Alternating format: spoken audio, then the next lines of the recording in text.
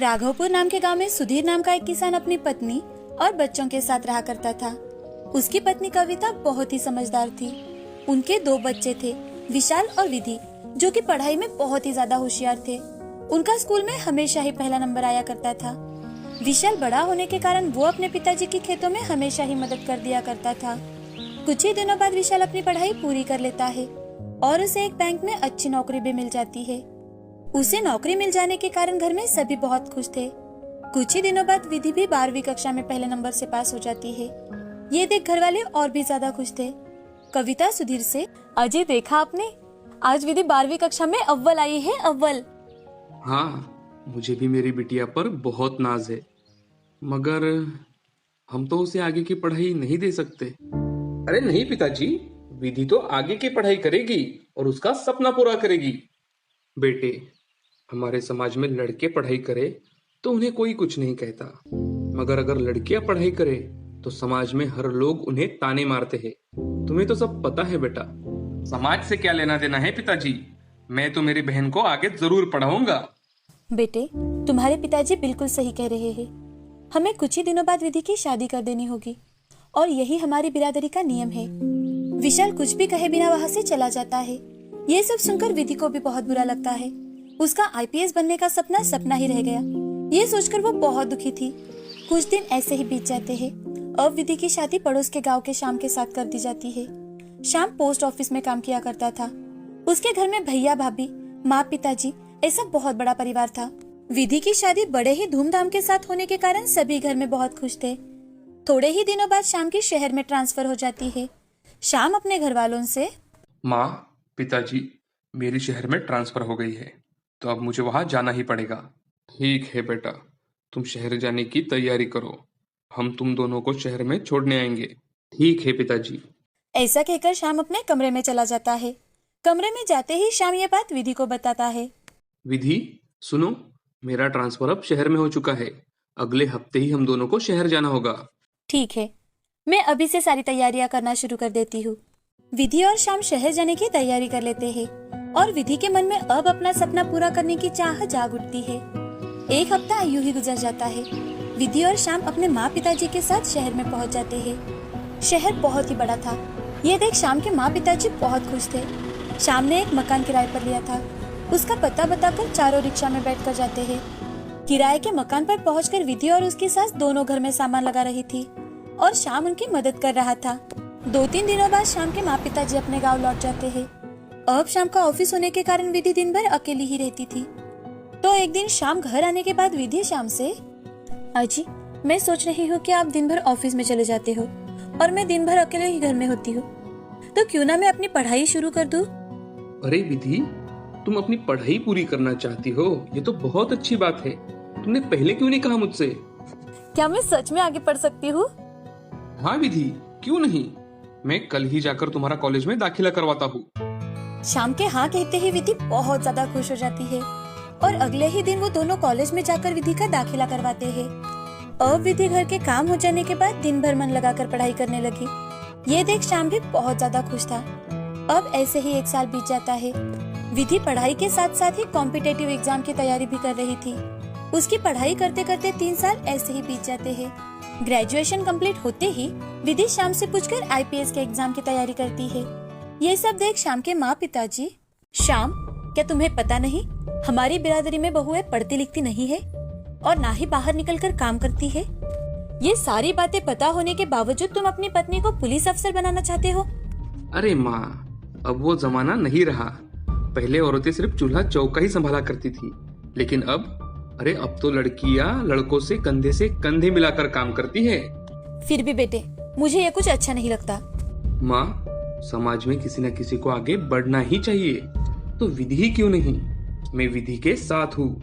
ठीक है, जैसा तुम्हें ठीक लगे। ऐसा कहकर श्याम की माँ फोन काट देती है। अब कुछ ही दिनों बाद विधि यूपीएससी की एग्जाम देकर अच्छे मार्क्स लेकर आती है। ये देखकर सभी घर वाले बहुत खुश हो जाते हैं। विधि के माँ पिताजी और भाई भी बहुत ज्यादा खुश थे। विशाल विधि को फोन पर ढेर सारी बधाइयाँ देते हुए, hello Vidhi madam, I am proud of you sister, आखिर तुम अब आईपीएस बन ही जाओगी। हाँ भैया, मैं आज बहुत ज्यादा खुश हूँ। मेरा सपना सपना नहीं रहा, आज वो साकार हो गया है। विधि, लेकिन तुम्हारे घर में तुम ये जो जॉब कर रही हो, इसके लिए सबकी सहमति तो है ना? हाँ भैया, ये मेरे साथ है और उन्होंने ही माँ पिताजी को भी मना लिया है। अरे वाह, ये तो बहुत अच्छी बात है। चलो अब मुझे थोड़ा काम है, हम बाद में बात करते हैं। अपने भाई से ढेर सारी बातें कर विधि फोन काट देती है और अपना काम करने लग जाती है। अब कुछ ही दिनों में विधि का इंटरव्यू होता है, जिसमें भी वो सभी सवालों के सोच समझकर जवाब देती है और वो आईपीएस अधिकारी बन जाती है। उसके लिए आज का दिन बहुत ही खास था। वो घर लौट आती है तो उसके घर के बाहर बहुत से लोग इकट्ठा हुए थे। उसकी सास, ससुर और माँ पिताजी गांव से शहर विधि का स्वागत करने के लिए आते हैं। विधि अपने घर वालों को देखकर बहुत ज्यादा खुश हो जाती है। वो उनके पैर छूती है और उनका आशीष लेती है। घर में आते ही शाम की माँ, शाबाश बहू, हमें तुम पर नाज है, बहुत गर्व है, तुमने हमारा नाम रोशन कर दिया। धन्यवाद माँ जी, लेकिन आज आप सबका साथ ना होता तो मेरा सपना सपना ही रह जाता। मैं आज जो कुछ भी हूँ वो आप सबके साथ के कारण ही हूँ। अब कुछ ही दिनों बाद विधि आईपीएस के पद पर काम करने चली जाती है। सभी स्टाफ उसका स्वागत करता है और विधि अपना काम शुरू कर देती है। विधि आज बहुत ज्यादा खुश थी क्योंकि आज उसने अपने पति और अपने सास ससुर की सहायता से समाज के सारे बंधन तोड़ दिए थे। उसके कुछ कर गुजरने की ख्वाहिश ने उसका सपना पूरा किया था। समाज को एक सीख दी थी, महिलाओं के लिए एक प्रेरणा बनी थी। इस कहानी से हमें ये सीख मिलती है कि जिंदगी में हमेशा कोशिश करनी चाहिए। आज विधि के मेहनत और लगन से उसने अपना सपना पूरा किया। वैसे ही आप सब मेहनत और लगन के दम पर हर मुश्किल चीज हासिल कर सकते हैं। बहुत समय पहले की बात है। सुमन अपनी माँ पिता के साथ रहती थी। सुमन के माँ पिता गांव में कोई भी समारोह हो या शादी, वहाँ आचार्य के हाथों के नीचे काम करते और अपना और अपनी बेटी का पेट पालते थे। लेकिन कई दिनों से उन दोनों की तबीयत कुछ खराब रहने लगी थी। तब सुमन अपनी 12वीं कक्षा की पढ़ाई पूरी कर रही थी।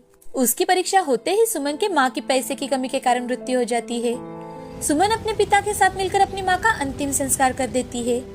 अब वो बहुत रोती है तो सुमन के पिता सुमन से, सुमन मेरी बच्ची, रो मत बेटी, संभाल अपने आप को। तू तो जानती है कि मेरी तबीयत भी कुछ ठीक नहीं रहती। न जाने भगवान का बुलावा कब आ जाए बेटा। नहीं पिताजी, आप ऐसे क्यों बातें कर रहे हो? मुझे आपकी बहुत जरूरत है। पिताजी, आप मुझे प्रॉमिस कीजिए कि चाहे जो भी हो जाए आप मुझे छोड़कर कभी नहीं जाएंगे पिताजी। हाँ बेटा, संभालो अपने आप को।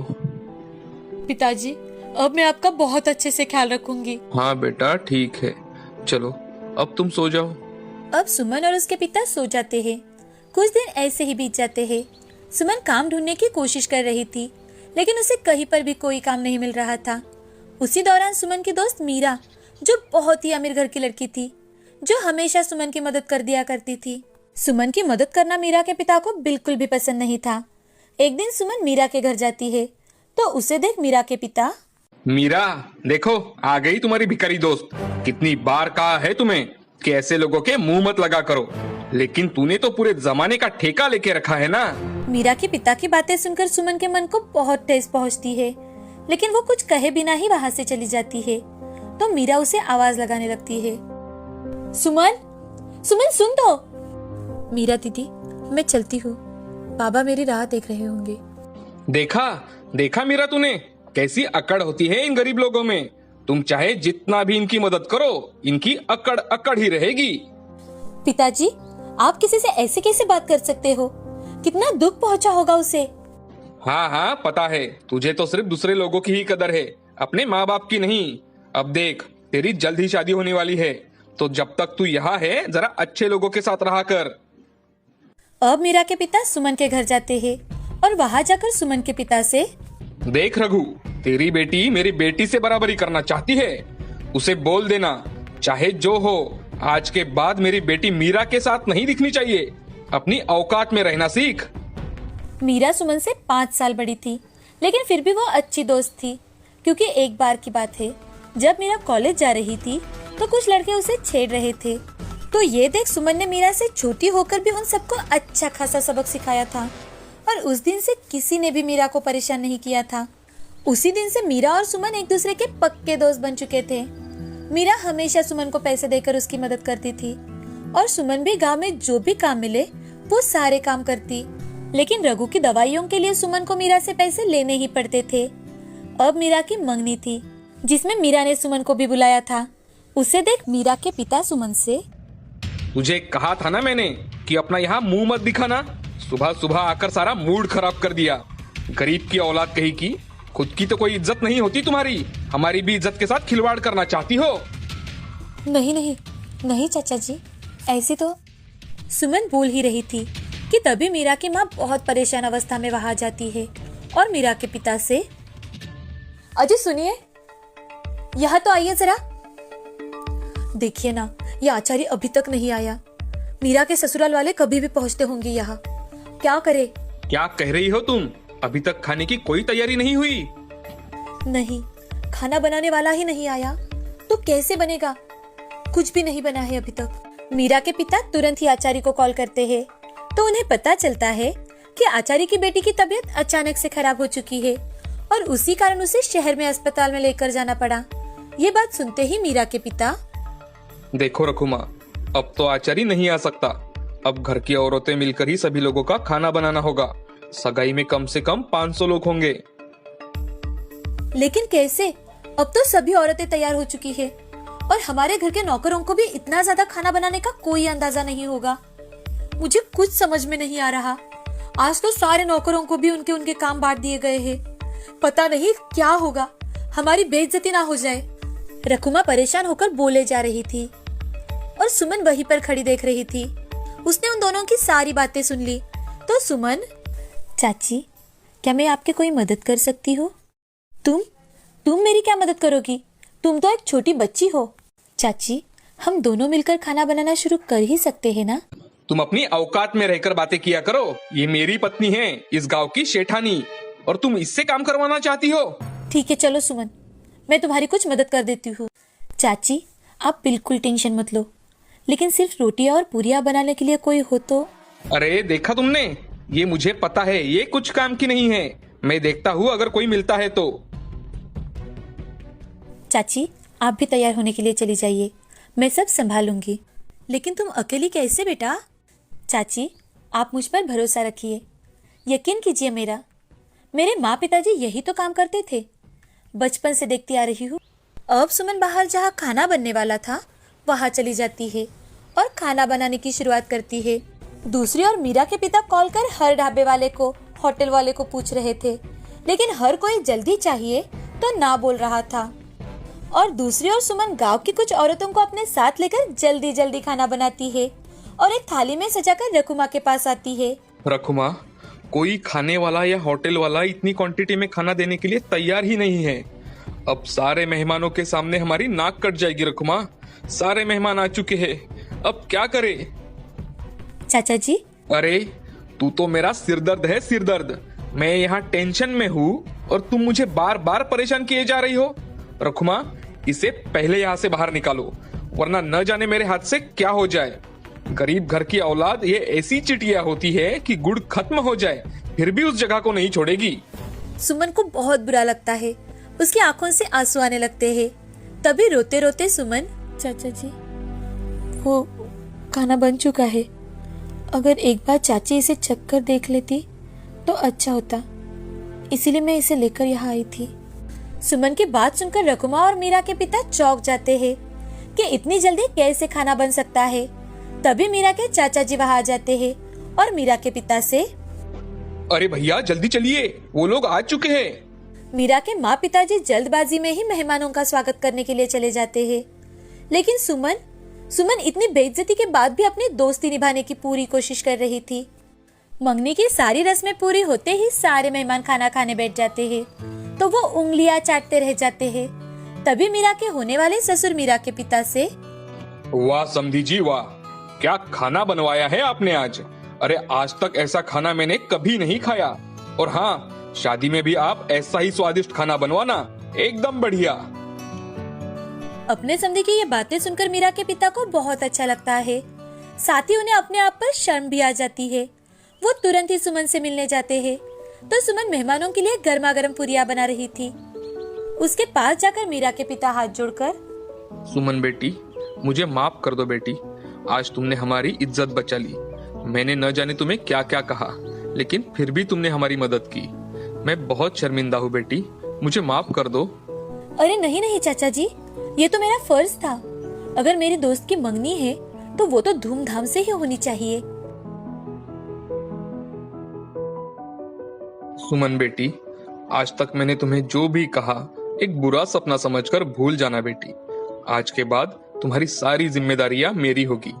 थैंक यू चाचा जी, लेकिन अगर आप मुझे कोई छोटा मोटा काम दिलवा दे तो मुझे बहुत अच्छा लगेगा। कम से कम मैं अपने पैरों पर खड़ी रहकर अपने पिता का अच्छे से ख्याल रख पाऊंगी। और जरूर बेटी जरूर। अब तो सारे गांव में जहां भी शादी हो सगाई हो लोग तुमसे ही खाना बनवाएंगे, देख लेना। क्योंकि आज तुमने इतना स्वादिष्ट और टेस्टी खाना बनाया था कि हर कोई उंगलियां चाट चाट कर खा रहा था। आज के बाद जब भी तुम्हें किसी भी चीज की जरूरत हो तुम बेझिझक मुझसे कह सकती हो। उस दिन से सुमन गांव के हर एक समारोह में खाना बनाने के ऑर्डर्स लेने लगी। इतना ही नहीं, अपने पिता का ख्याल रखते रखते उसने अपनी आगे की पढ़ाई भी शुरू की। कुछ ही दिनों में उसके पिता की तबीयत भी ठीक हो जाती है और वो भी उसके काम में मदद करने लगे। उसने कुछ ही सालों में अपना होटल मैनेजमेंट का कोर्स पूरा किया और खुद का शहर में बहुत बड़ा होटल शुरू किया, जिसमें मैरिज हॉल की भी व्यवस्था की। कई सारे लोगों को उसने काम पर रखा। अब वो गांव की एक प्रतिष्ठित व्यक्ति बन चुकी है। इस कहानी से हमें ये सीख मिलती है कि परिस्थिति चाहे जो भी हो, लेकिन अगर अच्छे संस्कार हो तो कोई भी गरीब अपने आप को एक ऊंचे शिखर पर ले जा सकता है।